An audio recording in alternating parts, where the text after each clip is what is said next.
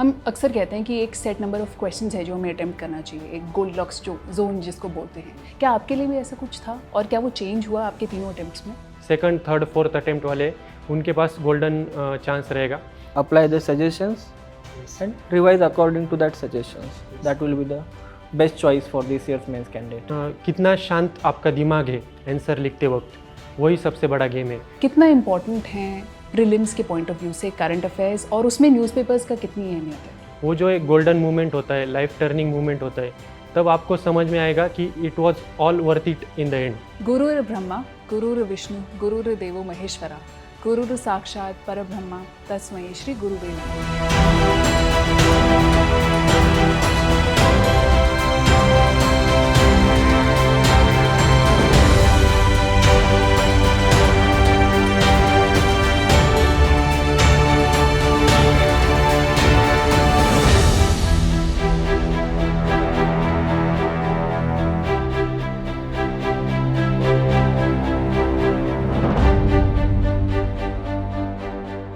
It is under the gentle guiding hand of a guru that we can achieve our hardest goals.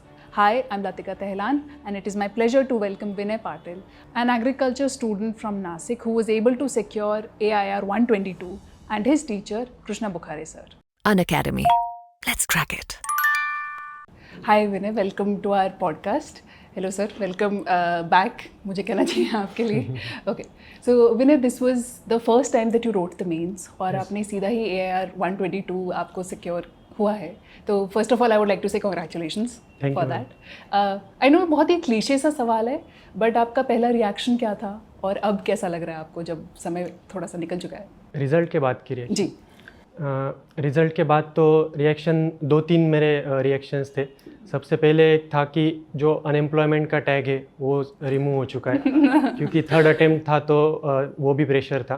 फिर next second मैंने realise किया कि मेरी जो rank है वो ओबीसी में फिर आईएएस वाली है, तो वो फिर लगा कि अभी वो आईएएस का भी एक पॉसिबल है, तो वो एक नेक्स्ट शॉक था। और जो सबसे इम्पॉर्टेंट थिंग थी कि जर्नी से बाहर आ गया मैं, तो वो काफ़ी रिलीफ ज़्यादा था उस खुशी से भी। तो और फिर जब बाकियों की मैंने रिएक्शंस देखी, फैमिली की रिएक्शन, फ्रेंड्स की रिएक्शन, उससे और खुशी मिली। और अभी जो एस्पिरेंट्स को हेल्प कर रहा हूँ थ्रू वेरियस मीडियम्स, उससे खुशी मिल रही है। हेलो लर्नर्स, अगर आप भी अपनी यूपीएससी की जर्नी की शुरुआत करना चाहते हैं तो अनअकैडमी लॉन्च कर रहा है new foundational batches starting from 30th of July at ORN, 29th of July at Mukherjee Nagar and 6th of August at Prayagraj. Okay, yes. That is wonderful to hear कि especially हमने भी देखा आप बहुत students की help भी कर रहे थे वन टू वन बेसिस पे भी। ओके, सो उसी से एक सवाल उत्पन्न होता है कि सीएससी का विचार आपके मन में क्यों आया? क्या आपके बैकग्राउंड ने आपके डिसीजन को इन्फॉर्म करा? मैम, सीएससी का डिसीजन को लेकर मेरे दो इंस्पिरेशन थे। एक जो मेरे ग्रैंडफादर थे, वो ग्रुप बी सर्विसेज में उन्होंने at the age of 45 state civil services crack किया था। तब एज लिमिट अलग था, तो मैं उनके साथ ही बड़ा हुआ था, तो उनको देखते देखते वो इंक्लिनेशन था। और फिर बाद में हमारे जो एक सीनियर थे एग्रीकल्चर में, यतीश देशमुख सर, उन्होंने मुझे गाइड किया और उन्होंने मुझे वो पाथ दिखाया कि सिविल सर्विसेज की तरफ भी हमारा पोटेंशियल बन सकता है। तो इन दोनों की इंस्पिरेशन से फिर मैंने ये डिसीजन लिया। Okay, now we'll talk about prelims. सबसे पहले आपकी स्ट्रैटेजी क्या थी प्रीलिम्स को लेकर ओवरऑल, और फर्स्ट अटेम्प्ट जो था आपका प्रीलिम्स में उसकी आपकी स्ट्रैटेजी क्या थी, और फिर थर्ड अटेम्प्ट में क्या उसमें कुछ डिफरेंस आया? मैम, सबसे पहले तो मेरे 2 बार प्रीलिम्स फर्स्ट और सेकंड अटेम्प्ट में क्लियर नहीं कर पाया था मैं। दोनों बार जीएस की दिक्कत थी। सीसैट मेरा कभी भी नहीं रहा था, सीसैट हर बार क्लियर हुआ था। प्रीलिम्स की जो मेरी लर्निंग रही उसमें यही था कि एमसीक्यू फोकस रहना बहुत ज़रूरी है। हम जितना भी कंटेंट गैदर करते रहेंगे वो मतलब इनफ नहीं होगा, पर उसका एप्लीकेशन एमसीक्यू सॉल्विंग में ये समझना बहुत ज़रूरी है। और फिर एक जो मेरी लर्निंग रही कि हमें अपनी मिस्टेक्स को, अपनी लैकिंग्स को एक्सेप्ट करना होगा। बहुत लोग हैं जो प्रीलिम्स फेल होने के बाद सीसैट एक बार बोलते हैं कि सीसैट डिफ़िकल्ट आया इसलिए फेल हुए, फिर अगली बार बोलते हैं कि जीएस ईजी आया तो कट ऑफ ऊपर गई इसलिए फेल हुए। तो जब तक हम कमीशन पे डालते रहेंगे कि ये हुआ वो हुआ, तब तक नहीं होगा। हमें अपनी जो गलतियाँ थी उन्हें देखना होगा, उन्हें एक्सेप्ट करना होगा और उन्हें करेक्ट करना होगा। और जो MCQ सॉल्विंग एप्टीट्यूड है जब वो डेवलप होगा और बीच के पीरियड में फेल होने के बाद जब जो आप मेंस की तैयारी करते हैं तो मेंस की प्रिपरेशन से फिर प्रीलिम्स का कॉन्फिडेंस बनता है। राइट। तो थर्ड अटेम्प्ट में मेरा ये सारा एक लाइन में सेट हुआ था कि अपनी गलतियों पर काम किया, MCQs पे काम किया और प्रीलिम्स से पहले मेंस रेडी की। तो ये 3 चीज़ें थी। ओके। आपने बोला आपने अपने प्री PYQs स्पेशली बहुत फोकस करा, तो उस पर क्या स्ट्रैटेजी थी? PYQs में आपने एग्जैक्टली क्या आपका टेक अवे रहता था उन क्वेश्चन से? PYQs का शुरुआत में मुझे लगता था कि जो सिविल सर्विसेज के हैं उतने इनफ है, पर थर्ड अटेम्प्ट में मुझे जो हमारे एग्रीकल्चर में एक सीनियर है अर्जुना IS करके, उनका एक यूट्यूब चैनल है शुभम पवार सर, उनका मैंने अप्रोच देखा यूट्यूब पे और वो हमारे ही बैकग्राउंड से आते हैं एग्रीकल्चर ऑप्शनल और वो सब, पर उनका हर बार प्रीलिम्स निकल रहा था और वो भी 15-20 की अच्छी मार्जिन से निकल रहा था। तो थर्ड अटेम्प्ट में मैं फिर उनसे जुड़ा और उनका जो अप्रोच है वो UPSC द्वारा जितने भी एग्ज़ाम्स कंडक्ट किए जाते हैं उन सारे एग्ज़ाम्स के PYQs लेते हैं और उसमें फिर उन्होंने दिखाया है कि वो अप्रोच और वो एप्टीट्यूड कैसे डेवलप करना है। राइट। तो PYQs में फिर सिर्फ CSE के PYQs से के आगे भी जाना चाहिए, स्पेशली दोज जिनका बार बार प्रीलिम्स रह रहा है। ओके। यस। जो आपके हम अक्सर कहते हैं कि एक सेट नंबर ऑफ क्वेश्चंस है जो हमें अटेम्प्ट करना चाहिए, एक गोल्डलॉक्स जो जोन जिसको बोलते हैं। Yes. क्या आपके लिए भी ऐसा कुछ था और क्या वो चेंज हुआ आपके तीनों अटेम्प्ट्स में?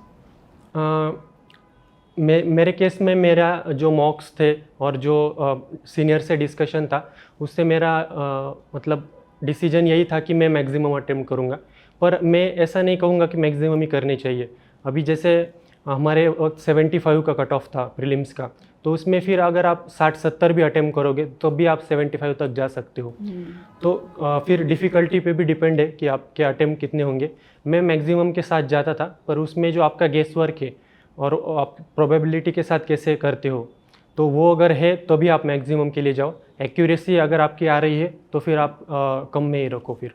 बिल्कुल। यस। आपने मॉक टेस्ट्स वगैरह दिए प्रीलिम्स के पैटर्न को? प्रीलिम्स के मैंने थर्ड अटेम्प्ट में मॉक्स थोड़े कम किए थे और जो मैंने कहा PYQ इनिशिएटिव सारे एग्ज़ाम्स का बाकी, जिसमें CDS, CAPF, NDA वो सब आता है, तो उसमें फिर मैंने ज़्यादा एनर्जी लगाई थी। कोचिंग के जो मॉक्स है वो मैंने इस बार 15-20 तक ही रखे थे। ओके। यस। तो आपका कैसा परफॉर्मेंस रहता था, क्या मैं पूछ सकती हूँ मॉक्स में, और क्या उस परफॉर्मेंस के बेसिस पे आपका कॉन्फिडेंस अप डाउन होता था? मॉक्स में जो परफॉर्मेंस है मैं मार्क्स पे कम जाता था, पर मेरे मिस्टेक्स क्या हुई, क्या वो सिली मिस्टेक्स हुई, कितनी हुई, और जो मेरे सोर्सेस है उसमें से भी अगर मेरे MCQs गलत हो रहे तो उन्हें एड्रेस करना मेरा रहता था। और फिर पेपर हैंडलिंग की जो स्ट्रेटेजी थी मेरी, क्या वो सही थी, क्या मेरे नंबर ऑफ़ अटेम्प्ट्स या फिर जो राउंड होते वो ठीक से हुए थे, और कितना मतलब गेस वर्क कितना मेरा सही हुआ और कितने सिली मिस्टेक्स हुई, तो वो एनालिसिस पे फोकस ज़्यादा होता था। और जो हमारा पेपर आया था 2023 का, उसका जो कट ऑफ है तो मॉक कितने भी मॉक लगा लो वो फिर मैच नहीं हो रहा है। तो जो आप अपने लैकिंग्स पे काम करोगे वो ज़्यादा हेल्प करेगा compare to the mock score. आपने CSAT की बात करी। यस। 3 अटेम्प्ट्स में CSAT में आपको क्या डिफरेंस देखने को मिला, और and do you think it's true that CSAT is becoming harder each year? CSAT I think मेरा हर बार क्लियर हुआ था, तो पर एक चीज़ थी कि मैंने कभी भी लाइटली नहीं लिया था, मेरा हो रहा था तब भी। एक बहुत बड़ी लर्निंग ये थी कि क्योंकि 2023 में CSAT ने पीक किया अपना, कि वो वैसा पेपर था कि अभी इससे आगे नहीं जाएगा, इसका मतलब at least in quant and in reasoning. 24 में कंपैरेटिवली वो मॉडरेट है कंपेयर टू 2023। तो मेरी जो एक लर्निंग रही CSAT में कि आप अगर इंग्लिश, रीजनिंग और क्वांट, इसमें से अगर एक पोर्शन आप कंप्लीटली छोड़ के जा रहे हो तो आप फिर बहुत बड़ी रिस्क ले रहे हो। आपको तीनों को अच्छे से करना होगा, और फिर वहाँ जाने के बाद जो 2 सेक्शन या 1 सेक्शन डिफ़िकल्ट आएगा, फिर उस पर कम रिलाई करके जो बाकी दो मैनेजेबल होंगे उस पर फिर रिलाई करना होगा। तो 2023 में मुझे याद है मैंने पहले 1 घंटे तक मैथ्स के दम पर ही मेरा CSAT हो जाता था, पर 1 घंटे में मैंने देखा कि मैथ्स तो इस बार हो नहीं रहा है, तो मैंने फिर इंग्लिश पे शिफ्ट किया और इंग्लिश के 27 पैसेजेस अटेम्प्ट कर लिए, और एंड में जब रिज़ल्ट देखा तो उसमें से 24 करेक्ट आए थे, तो फिर इंग्लिश ने सेव किया। तो इसलिए कंप्लीट में अगर इंग्लिश साइड में रखता तो उस बार पैसेजेस इजी थे। बिल्कुल। तो सारे एरियाज ऑफ सिलेबस करके जाने हैं और उस वक्त जो इजी आएगा, मैनेजेबल आएगा, उस पे फिर निकाल लेना है। ओके। क्या आपके सोर्सेज थे सीसैट को लेके?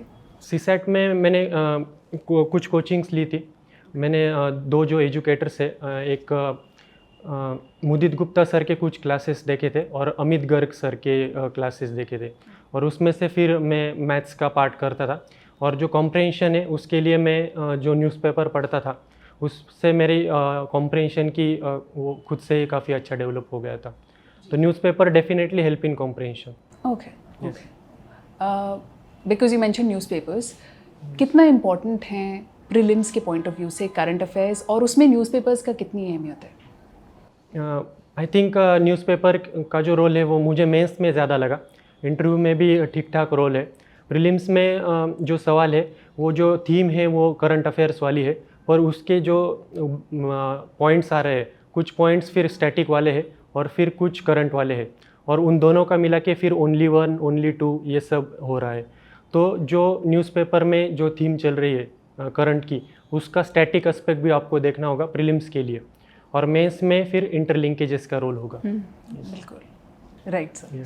सिंस मेंस की बात हुई है, सो लेट्स बिगिन विद जो हमारे कोर सब्जेक्ट्स हैं उनसे। GS 1-2 में आपकी स्ट्रैटेजी क्या थी? GS 1-2 में 1 में मैंने मतलब सबसे कम जो प्रिपरेशन थी मेरी वो 1 में हुई थी, और वो मार्क्स में भी फिर रिफ्लेक्ट हुआ, तो मार्क्स भी कम आए। 1 में मैंने हिस्ट्री जो है वो प्रतीक नायक सर से कवर किया था प्रीलिम्स के लिए, तो उनके जो नोट्स थे प्रीलिम्स के, जो हैंडआउट थे, वही मैंने प्रिंट कर लिए थे। तो लार्जली जो प्रीलिम्स की अंडरस्टैंडिंग थी वो मैंने यूज़ की थी फॉर कंप्लीट हिस्ट्री के लिए दूसरा कोई सोर्स नहीं था। और आपने स्टैंडर्ड बुक्स मतलब रेफर नहीं करी अलग से? प्रतीक सर ने कहा था कि जो उनके जो नोट्स थे वो स्टैंडर्ड बुक्स से ही आ रहे, तो उनके लेक्चर्स देखे थे मैंने, और फिर वो नोट्स काफ़ी कॉम्प्रहेंसिव थे। तो कॉस्ट बेनिफिट रेशो भी देखना होता है हिस्ट्री में, एक एक क्वेश्चन आता है मेंस में स्पेशली। ज्योग्राफी में सुदर्शन गुर्जर सर का मैंने कंटेंट किया था, क्लास नोट्स लेकर उनके नोट्स थे, और क्वालिटी एनरिचमेंट प्रोग्राम जो है अनअकैडमी का, उसमें सुदर्शन सर ने कुछ PDFs डाले थे जो मेंस के PYQs को एड्रेस कर रहे थे, तो वो दो थे। और सोसाइटी के लिए मैंने PDF और करंट अफेयर से ही पढ़ा था, तो वहाँ आई थिंक क्वालिटी कॉम्प्रोमाइज़ हुई, तो GS 1 में काफ़ी मतलब स्कोर में वो दिख रहा है। पर GS 2 में मैंने GS 2 पॉलिटी जो है वो मोस्ट स्टडीड सब्जेक्ट है आई थिंक पूरी UPSC में, सब लोग कंटिन्यूसली पढ़ते हैं। तो मैंने प्रीलिम्स के लिए सिद्धार्थ सर के क्लासेस देखे हुए थे, और इंटरनेशनल रिलेशंस के लिए मुदित गुप्ता सर के मैंने क्लासेस देखे थे अनअकैडमी पर ही, और उसके साथ फिर करंट अफेयर्स ज्वाइन होता था। और बीच में गवर्नेंस और सोशल जस्टिस के लिए आतिश माथुर सर का जो मैग्ना कार्टा चलता है उसके फिर मैंने वो PDFs लिए थे। तो GS 2 के लिए कोई एक सोर्स काफ़ी मुश्किल है। मैंने बीच में एमपुरी सर के भी लेक्चर्स देखे थे, क्योंकि मेरा 3rd अटेम्प्ट था, और पॉलिटी गवर्नेंस ये सब चीज़ें हम हर अटेम्प्ट में पढ़ते हैं। तो अभी कुछ लोग सोचेंगे कि इतने सारे टीचर्स कैसे थे, पर वो तीसरा अटेम्प्ट था मेरा, 4 साल की तैयारी थी, तो हर बार मैंने कुछ ना कुछ किया था। तो GS 2 के लिए काफ़ी वो मिक्स अप्रोच थी। ओके। आपका जनरल टेक अवे क्या रहेगा फॉर पीपल लिसनिंग इन जो शायद अपनी तैयारी शुरू कर रहे हैं, कि ये mix and match approach better रहेगा, या फिर is it wiser to limit your sources? कुछ ऐसे सब्जेक्ट्स है जहाँ पर कुछ सब्जेक्ट्स है और एजुकेटर्स है जहाँ पर मतलब वो एजुकेटर्स जो नोट्स दे रहे हैं वो कम्प्लीटली रिलाई हम कर सकते हैं, तो वहाँ पर है। पर कुछ ऐसे डायनेमिक टॉपिक है जो एजुकेटर्स के लिए भी चैलेंजिंग है, क्योंकि उनमें हर रोज़ कुछ ना कुछ हो रहा है। तो उन्हें भी फिर एक जगह पर सिखाना काफ़ी मुश्किल है। तो अगर स्टैटिक पार्ट है तो फिर आप एजुकेटर के नोट्स पे रिलाई कर सकते हो। थोड़ा डायनेमिक पार्ट है तो आपको भी करंट अफेयर्स के थ्रू वो मेहनत करते रहनी होगी जी। उसमें से वैल्यू एडिशन करते रहना चाहिए। अपडेट होते रहेंगे वो नोट्स। बिल्कुल। So let's talk about GS 3 because I think आपके are amongst the highest marks जो कि सिक्योर हुए हैं। उसमें आपकी क्या स्ट्रैटेजी थी, आपकी क्या सोर्सेज थी? GS 3 में मैम मृणाल सर के मैंने इकोनॉमी के लिए नोट्स रेफ़र किए थे, वो प्रीलिम्स में किए थे तो वही मुझे मेंस में काम में आए थे। और एग्रीकल्चर ऑप्शनल था, तो एग्रीकल्चर ऑप्शनल से हमारे 3-4 सवाल आ जाते हैं GS 3 में। और बाकी जो है वो मैंने शिविन सर का मॉड्यूल लिया था GS 3 का, तो वो मॉड्यूल पे फिर मैंने बाकी सारे सब्जेक्ट्स रखे थे। तो और राइट स्मार्ट में मैंने आंसर राइटिंग सीखी थी। और GS3 में मतलब जब लिख रहा था तब पता नहीं था कि ऐसे टॉप आएगा, तो मैंने बाकी GS की तरह ही सब ट्रीट किया था। पर अभी अच्छा स्कोर आया तो मुझे देखना पड़ रहा है कि क्या वर्क किया और क्या नहीं किया। तो 10-12 ऐसे सवाल है GS3 में जो प्रेडिक्टेबल है, जैसे लैंड रिफॉर्म्स सिलेबस का टॉपिक है, e technology in the aid of farmers, land cropping pattern के चेंजेस है, MSME का क्वेश्चन है, AI का क्वेश्चन है, डिजिटलाइजेशन का है, मरीन पोल्यूशन का है, इंटरनल सिक्योरिटी में टेररिज्म का है, no money for terror funding का भी एक है, नक्सलिज्म का है। ये प्रेडिक्टेबल टॉपिक्स है 10-12।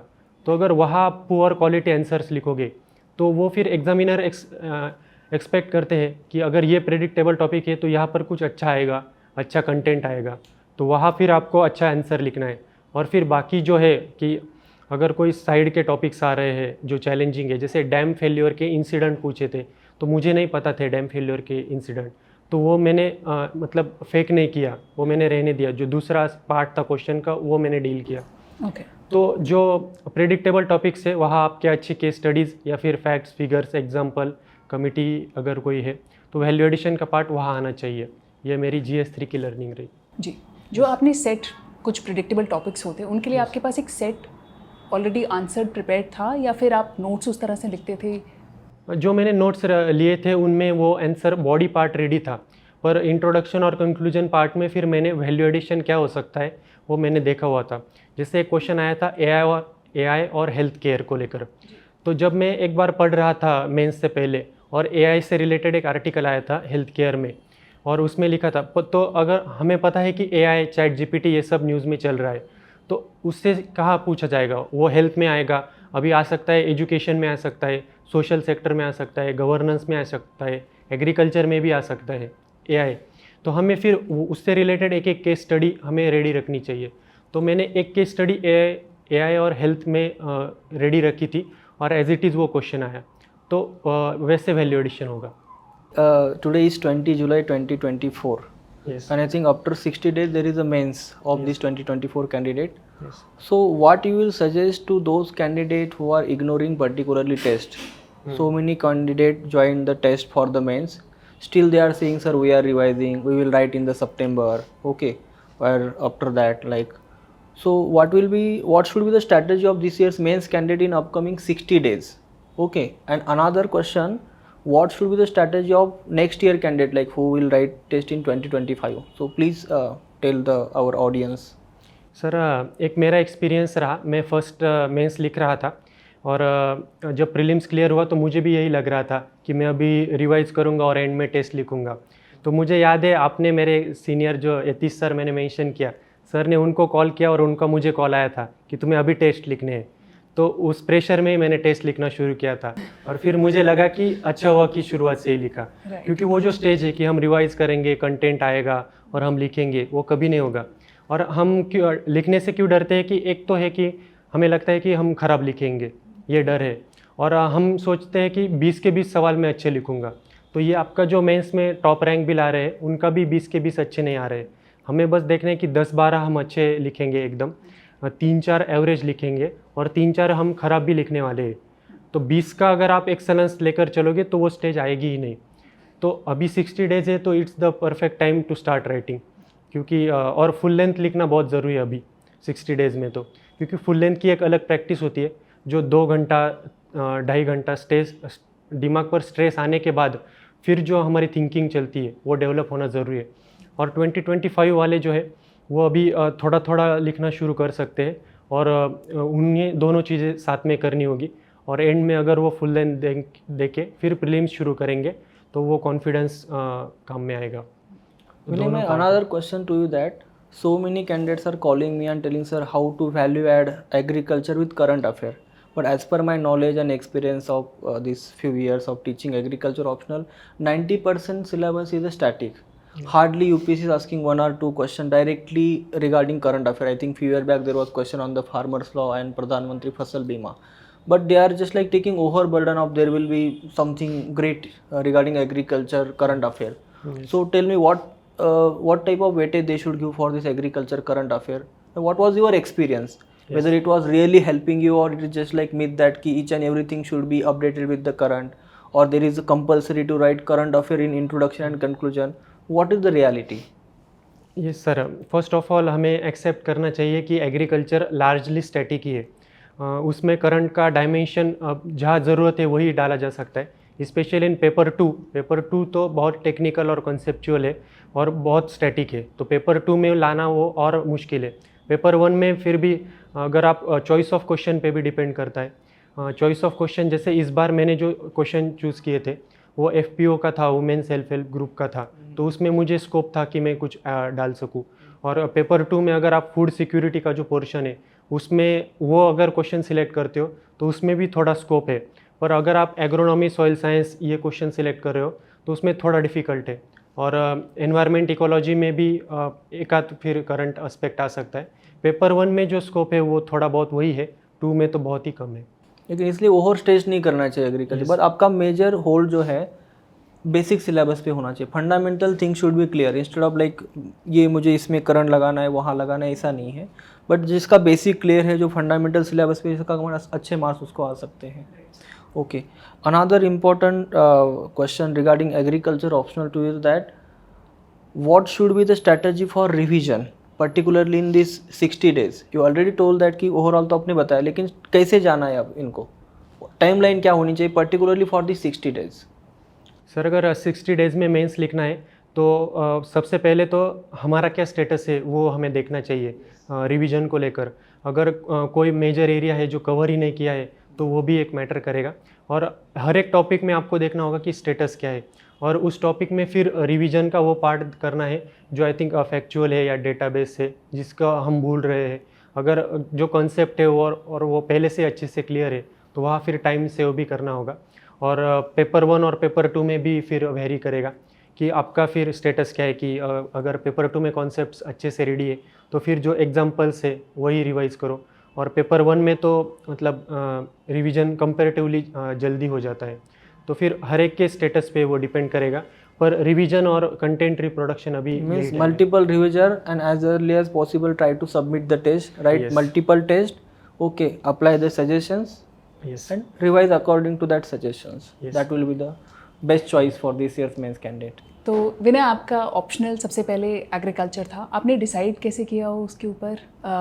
क्या हमें अगर ऑप्शनल चूज़ करना है तो वो सिर्फ इंटरेस्ट बेस्ड होना चाहिए, उसमें कुछ और फैक्टर्स भी हो सकते हैं? सबसे पहले तो मेरा ये सवाल रहेगा आपसे। Ma'am personally in my case मैंने कभी ऑप्शनल चूज़ नहीं किया और मैंने ऑप्शनल की लिस्ट भी कभी पढ़ी नहीं है आज तक। मुझे पहले से ही बताया गया कि एग्रीकल्चर तुम्हारा ऑप्शनल होने वाला है, और जब मैं BSc एग्री में एडमिशन ले रहा था एग्रीकल्चर में तो मेरे सीनियर्स ने बताया था कि ये हमारा पर्पज़ है कि UPSC में एग्रीकल्चर ऑप्शनल आएगा तो वो हम लेने वाले हैं। तो ग्रेजुएशन मैंने उस हिसाब से की थी। आपकी तभी से क्लैरिटी थी, मतलब ग्रेजुएशन जब आपने शुरू करी थी? और मैंने मतलब आज तक कभी भी रीथिंक नहीं किया है मेरा वो डिसीजन कि एग्रीकल्चर को सोचना है कि दूसरा लेना है या नहीं। पर जो मैंने फिर रिज़ल्ट के बाद या ड्यूरिंग प्रिपरेशन बाकी लोगों से मैंने इंटरेक्शन किया, उसमें यही है कि 2-3 चीज़ें हैं। अगर आपका बहुत पॉपुलर ऑप्शनल लेते हो आप एंथ्रोपोलॉजी, सोशियोलॉजी और PSIR में से, तो आपको ये समझना होगा कि आपके पास कंटेंट अच्छा होगा, नोट्स होंगे, बुक्स होंगे, क्लासेस भी होंगे, पर आपका जो कंपटीशन होगा वो हज़ारों लोगों के साथ होगा मेंस लिखने वाले। पर अगर आप दूसरा ऑप्शनल लोगे तो उसमें फिर कुछ दिक्कतें होंगी, पर आपका जो कंपटीशन है, जैसे एग्रीकल्चर में हम 100-150 लोगों के साथ कॉम्पीट करते हैं, तो वो कंपटीशन कम हो जाता है उसमें। फिर तो आप फिर क्या मैनेज कर सकते हो? आप वो कंपटीशन मैनेज कर सकते हो या फिर प्रिपरेशन के जो इश्यूज़ है वो मैनेज कर सकते हो। तो मुझे लगता है कि जो एग्रीकल्चर है जिनका, उन्हें फिर वो कंपटीशन मैनेज करने से बेहतर है प्रिपरेशन के जो इश्यूज़ है वो मैनेज कर लो, क्योंकि कंपटीशन वो फिर 3 घंटे में आप कैसे परफॉर्म करोगे उस पर डिपेंड है। और बाकी जो फैक्टर्स है कि आपका कितना इंटरेस्ट है, फेल हो जाने के बाद आप जब पूरा आपके पास 12 महीने हैं तब आप उस ऑप्शनल को कितना इंटरेस्ट लेकर फिर चला सकते हो उन 12 महीनों तक, वो बहुत ज़रूरी है। तो ऐसे सारी एस्पेक्ट देखने होंगे। जिनका पॉपुलर है उनके लिए भी कुछ चैलेंजेस है और जिनका लेस पॉपुलर है उनके भी चैलेंजेस है, तो आपके चैलेंजेस को आपको मैनेज करना होगा। सर, मेरा सवाल आपसे इसी के बिहाफ पे कि एग्रीकल्चर ऑप्शनल के लिए who would be a good fit? Sir, कौन ले सकता है एग्रीकल्चर ऑप्शनल? क्या बैकग्राउंड ज़रूरी है? No, that is those candidates are fit who have interest in agriculture. Right. If you have interest in the subject, you can choose this optional because agriculture is not a rocket science. This is the basic science, fundamental science. Right. So anyone can choose who want to choose the optional subject which is from the science background. Let's say if you don't have any interest in the humanities like PSIR, social, इसमें interest नहीं है आपको और layman language में जिसको मन की बात करने की आदत नहीं है ठीक है, जिसको वो चाहिए हाँ मेंडल के 3 लॉज है मैं उसको याद करूँगा मुझे इतने मार्क्स चाहिए. Right. There are certain like you know out of 150 topic 130 topics are straightforward. मान लो यहाँ से अल्टरनेटिव घूम फिर के क्वेश्चन यहीं से आने वाला है. ऐसे बस 20-30 टॉपिक हो गए जहाँ पे थोड़ा सा एक्स्ट्रा डायमेंशन कहीं पूछ सकते हैं. If you are straightforward person, आपको पता है कि हाँ इतना सिलेबस करना है मुझे इतने मार्क्स चाहिए, you can directly.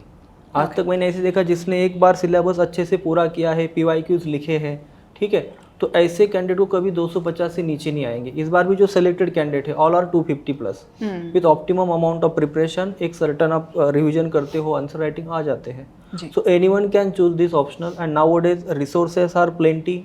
Coachings available है, टेस्ट सीरीज अवेलेबल है. वो सिनेरियो नहीं रहा कि 5-6 साल पहले कहीं कोचिंग अवेलेबल नहीं होता, स्टडी मटेरियल की डर थी, इसलिए वो agriculture was a monopoly of agriculture graduate. But now that is not there. You can see the example of this year's agriculture optional topper, Suman Yadav. She is a life science graduate. Right. Okay, still she took the agriculture optional. She got top score in this specific subject. Last year भी 3 candidate जो engineering background के थे. इस बार भी arts background के बच्चे agriculture में मेंस लिख रहे हैं. तो ऐसा कुछ भी नहीं है. Anyone can choose this optional. If you have interest then come and join with us. My question would be कि ऑप्शनल में गाइडेंस की क्या महत्वता लगती है आपको?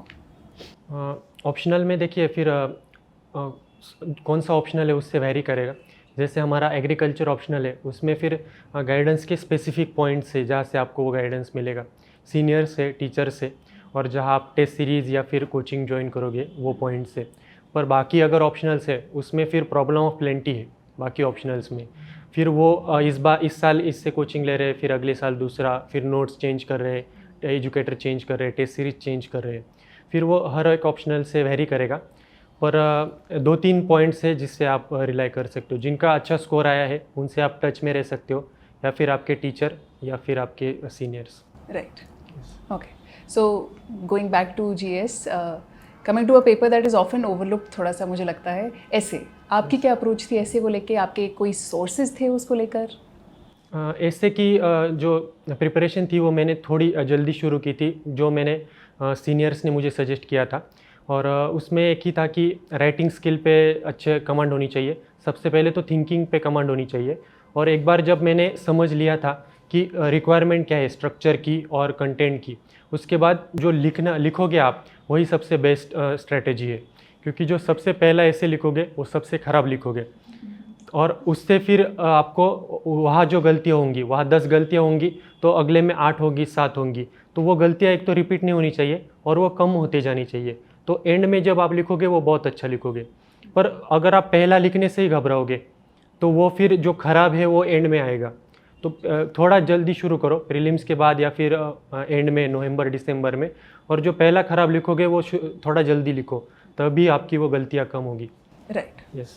ओके. तो इससे आंसर राइटिंग के ऊपर आते हैं. ओवरऑल मेंस की आंसर राइटिंग आपके अनुसार कब शुरू करनी चाहिए? नंबर 1, कुछ लोग हैं जो डे 1 से ही करना चाहते हैं, कुछ लोग हैं जो जैसे आपने बोला प्रीलिम्स के बाद में ही शुरू करेंगे. आपकी क्या अप्रोच थी और कितना टाइम डिवोट करते थे, इफ़ कोई ऐसे स्पेसिफिक अगर आपका शेड्यूल था तो? मेंस आंसर राइटिंग में मैं तो ये बिल्कुल सजेस्ट नहीं करूँगा कि डे 1 से लिखना है, स्पेशली इन GS की जो रिक्वायरमेंट है वो यही है कि आपको इंटरलिंकेजेस आनी चाहिए अक्रॉस द GS 1, 2, 3 और 4. और चारों GS को समझ के इंटरलिंकेजेस जब आपकी बननी शुरू होगी तब आप आंसर लिखनी चाहिए. जैसे इस बार हिस्ट्री में क्वेश्चन था कि एंशियंट हिस्ट्री की लिंक जोग्राफिकल फैक्टर्स से, तो आप सिर्फ एंशियंट हिस्ट्री से ही वो क्वेश्चन नहीं लिख पाओगे, आपको ज्योग्राफी की भी नॉलेज होनी चाहिए. तो वही है. और जो मैंने लिखा था, मैंने जो पहला फुल लेंथ टेस्ट लिखा वो प्रीलिम्स क्लियर करने के बाद लिखा था पहला, फिर भी मेरे मेंस में अच्छे मार्क्स आए. पर मैं अभी वो एग्जैक्टली सजेस्ट नहीं करूँगा. आप अगर अक्टूबर, नवंबर, दिसंबर तब आप थोड़ा लिखते हो तो वो अच्छा रहेगा. और शुरुआत में 1-2 से फिर 5 तक आना है, 10-15, और जब आप एंड में फुल लेंथ लिखोगे, फुल लेंथ का अपना इंपॉर्टेंस है, नथिंग कैन सब्सटीट्यूट दैट. और demand of the question address करनी है, वो बहुत इंपॉर्टेंट है। Okay, yes. तो विनय, मेंस में मैक्सिमम मार्क्स फेच करने का क्या आप एक फंडा बता सकते हैं मुझे? मैम, प्रीलिम्स क्लियर करने के बाद जो मैंने सीनियर्स मेरे बताए, यतीश देशमुख सर, उन्होंने मेंस के मार्क्स का फंडा मुझे जो बताया था, उन्होंने भी एक ही मेंस दिया था, मैंने भी एक ही दिया। तो जो हमें समझ आया वो यही था कि कितना शांत आपका दिमाग है आंसर लिखते वक्त, वही सबसे बड़ा गेम है। क्योंकि 2-3 साल अगर हमने तैयारी की है तो उस क्वेश्चन में जो पूछा है वो मोस्ट लाइकली हमारे पास है और हमने कहीं ना कहीं वो पढ़ा है। पर जब हमारा दिमाग उतना शांत नहीं होता है तो 1-2-3 चीज़ें है। सबसे पहले आपने सवाल पढ़ा, उसमें फिर रिक्वायरमेंट ऑफ द क्वेश्चन क्या है, डिमांड क्या है, वो आपको बहुत कम से कम समय में वो आपको समझ आनी चाहिए कि वो पूछ क्या रहा है। और उसके बाद जो मैंने आज तक पढ़ा है उसमें से कौन सा पार्ट यहाँ अप्लाई हो रहा है और इस डिमांड के साथ वो कौन सा अप्लाई हो रहा है, वो कम से कम टाइम में जो समझेगा वो फिर जो डिमांड है जो पूछा गया है वो फिर आएगा। और ये अगर एक्सरसाइज आप आधा या 1 मिनट में कर लेते हो तो जो 7 मिनट में आपको एक सवाल लिखना है, 2 पेजेस लिखने हैं, आधा या 1 मिनट में अगर आप ये कर लेते हो तो फिर आपको 6-6.5 मिनट है 2 पेजेस भरने के लिए। पर वो अगर आपको डिमांड और वो जो सप्लाई आप करोगे उसका अगर बैलेंस आ गया, उसके लिए जितना आपका शांत माइंड होगा वो आपको हेल्प करेगा। तो ये मेन फंडा है। ओके, 2024 में जो मेंस लिख रहे हैं वर्सेस 2025 में जो लिखेंगे, आप कुछ राय देना चाहेंगे उन लोगों को? यस, 2024 के लिए तो अभी 60 दिन ही बचे हैं, तो उन्हें फिर थोड़ा फास्ट रहना होगा, जो भी उनके एरियाज शॉर्टकमिंग्स है, और टेस्ट लिखने पे थोड़ा जल्दी फोकस करना होगा। क्योंकि जितनी जल्दी गलतियाँ समझ आएगी उतना ज़्यादा टाइम होगा उन पे काम करने के लिए। बहुत ज़्यादा एंड में मत लिखो। और 24 वाले को एंड में एक सिमुलेशन टाइप का भी टेस्ट देना चाहिए कि जैसा मेंस होता है कि आज आपने ऐसे लिखा, कल आपने 2 पेपर लिखे, फिर संडे को आपने 2 लिखे। ये 1-2 बार आपको करना चाहिए ताकि जो मसल मेमोरी है एक दिन में 6 घंटे बैठकर लिखने की, वो डेवलप होती है। कुछ लोग मैंने ऐसे भी देखे जो 3 पेपर लिखते हैं एक दिन में, 9 घंटे तक लिखते हैं। तो फिर जब आपको 3 पेपर की आदत हो जाएगी तो 2 आपको कुछ नहीं लगेंगे। क्योंकि बहुत सारे कैंडिडेट्स हैं जिनका हाथ दुखना या फिर बैक पेन होता है मेंस लिखते वक्त, तो वो एक सिमुलेशन आप पहले कर लो। और 2025 वालों के लिए आपके पास टाइम है अभी, तो आप वो टाइम कंसेप्ट्स और इंटरलिंकेजेस बनाने में, नोट्स बनाने में लगाओ पहले, फिर रिवीजन पे लगाओ, और फिर एंड में थोड़ा टेस्ट लिख के थोड़ा ज़्यादा टाइम प्रीलिम्स क्लियर करने में लगाओ। तो जनवरी या मिड जनवरी से फिर प्रीलिम्स के लिए मूव ऑन करो। ओके, यस, ठीक है। विनय, आपने अभी एक बहुत अच्छी बात कही कि खुद को काम रखना बहुत ज़रूरी है आंसर लिखते समय। तो उसी से मेरा सवाल, पर्सनालिटी टेस्ट के समय I am sure most people get very anxious, तो आपकी क्या स्ट्रैटेजी थी उसको कोप अप करने के लिए, अपने आप को शांत करने के लिए? पर्सनैलिटी टेस्ट में मैम जो वो एक होता है, अंदर एक गोल रूम होता है, वहाँ बैठना होता है बहुत देर तक। मेरा लास्ट में इंटरव्यू था तो मैं बहुत देर तक वहाँ बैठा था। मेरे साथ एक और लेडी मेंबर थी, हम दोनों पूरे रूम में सबसे काम हम दोनों थे। हमारे कोई रिएक्शन नहीं था। मेरा फर्स्ट अटेम्प्ट था इंटरव्यू का, उनका 6th अटेम्प्ट था और लास्ट इंटरव्यू था। तो हम दोनों ने सिर्फ एक बार ही एक दूसरे से बात की। उनका कहना था कि मेरा लास्ट है तो मेरे लिए ख़त्म है, और मेरा था कि मेरा फर्स्ट है, जो होगा देखा जाएगा।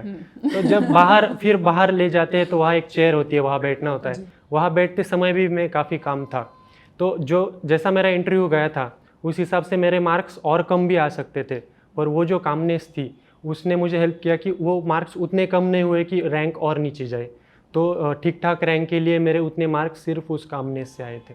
ओके, मेरा लास्ट क्वेश्चन मैंने आपसे ये रहेगा कि आपकी हॉबीज़ के बारे में अगर आप कुछ बताना चाहें, और फिर क्या उनका कोई रिलेशन रहा आपकी यूपीएससी जर्नी से?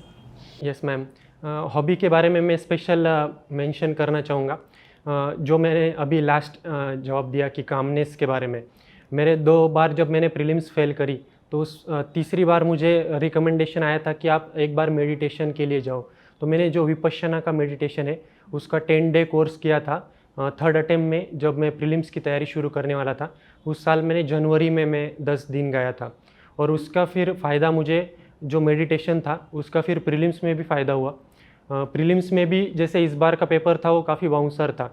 हमारी स्ट्रैटेजी थी कि हम 5-10 मिनट में वो पेपर देख लेंगे स्कीम करके, पर मुझे वो 5-10 मिनट में ही मैंने वो शॉक एब्सॉर्ब कर लिया था। और इतना शांत था मैं through out the prelims paper कि मुझे पता था कि ये जो पेपर है इससे कम से कम 15 से कट ऑफ नीचे जाएगी, क्योंकि वैसा वो पेपर आया था 2023 का। जीएस भी टफ था, सीसेट टफ आएगा वो तो बात की बात थी मेरे लिए। तो कामनेस से ही मैंने फिर वो सिचुएशन हैंडल की, वो नर्व सेटल किए। और वही गलती मेरी सेकंड अटेम्प्ट में हुई थी कि मैं वो कामनेस मेंटेन नहीं कर पाया था। और वही मेडिटेशन ने मुझे मेंस में, जैसा मैंने कहा कि कितना काम रहकर आप वो डिमांड समझते हो और कंटेंट गैदर करते हो, और वही मेडिटेशन ने मुझे हेल्प की इंटरव्यू में भी, कि वो कामनेस। तो थ्रू आउट अभी रिजल्ट के बाद भी वो काम रहने में और वो सब सक्सेस हैंडल करने Very में down भी to वही earth candidate I have meditation, ever seen. So clearly. वो वही हेल्प कर रहा है अभी भी। Okay. Yes. तो विनय, हमारे कैंडिडेट्स के लिए आप कोई जनरल एक वर्ड्स ऑफ विजडम बताना चाहें? मैम, वर्ड्स ऑफ विजडम यही रहेगा कि रिज़ल्ट के बाद, रिज़ल्ट से पहले मैं यूपीएससी की दुनिया से काफ़ी कम इंट्रोड्यूस हुआ था। मैं घर पर रहकर ही अकेले ही मैंने तैयारी की थी, और बहुत कम लोग थे जिनसे मैं कांटेक्ट में था। पर रिज़ल्ट के बाद बहुत सारे लोग हैं, और बहुत सारी एस्पिरेंट्स हैं जिनसे मैं अभी कांटेक्ट कर रहा हूँ। जो मुझे विजडम इस प्रोसेस में समझ आया वो यही है कि कुछ एस्पिरेंट्स हैं जो बहुत नए हैं, उनके डाउट से भी वो समझ आ रहा है और उनकी रिक्वायरमेंट अलग है। और कुछ एस्पिरेंट्स हैं जो वेटरन एस्पिरेंट्स हो चुके हैं। जो नए हैं उन्हें वो समझना होगा कि बाकी लोग जो गलतियां कर रहे हैं, आपको वो जल्दी से जल्दी समझ के उन्हें मिनिमाइज़ करना है।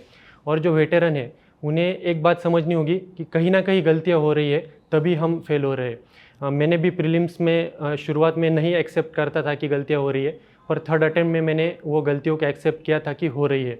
और मेरा जो अटेम्प्ट था, थर्ड अटेम्प्ट, वो मतलब मुझे लगा कि गोल्डन अटेम्प्ट होता है, जिसमें आपकी एनर्जी भी अच्छी रहती है नए की तरह, और आपका जो मैच्योरिटी है वो भी वेटरन की तरह होती है। तो जो सेकंड, थर्ड, फोर्थ अटेम्प्ट वाले, उनके पास गोल्डन चांस रहेगा।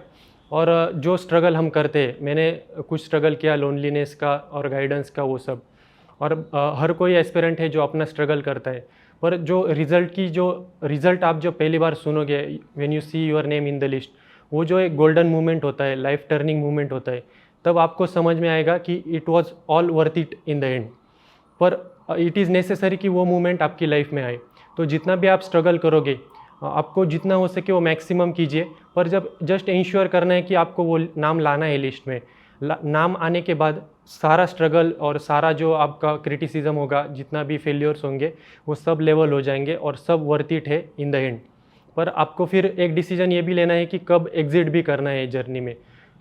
ऐसा नहीं है कि हर किसी का फिर नाम आएगा, तो एग्जिट का भी आपको देखना है, एंट्री का भी आपको देखना है। और अगर आपको लगता है कि आप करोगे, तो वो जो मोमेंट है, मैं मेरे एक्सपीरियंस से आपको बताता हूँ कि वो जो मैजिक मोमेंट है वो आपकी लाइफ में आएगा, और उसके बाद फिर सब लेवल हो जाता है और सब कवर हो जाता है। So all the best for that. Thank you. Thank you so much, Vinay, for taking out time and speaking to us. And thank you, sir, for accompanying Vinay. Okay.